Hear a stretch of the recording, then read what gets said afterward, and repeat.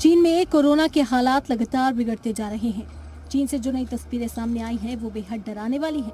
अस्पताल पूरी तरह से मरीजों से भरे हुए हैं। चीन के शंघाई के इस अस्पताल में साफ देखा जा सकता है कि जगह नहीं होने के बावजूद काफी मरीज इलाज कराने पहुंच रहे हैं।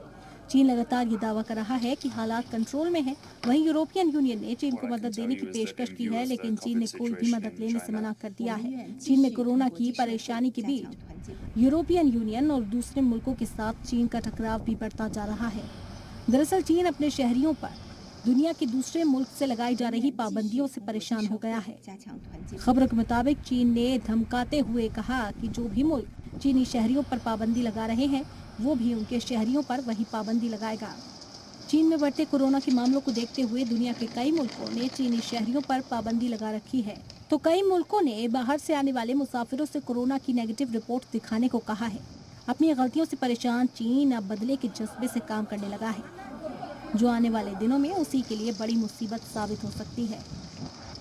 ब्यूरो रिपोर्ट, जी मीडिया।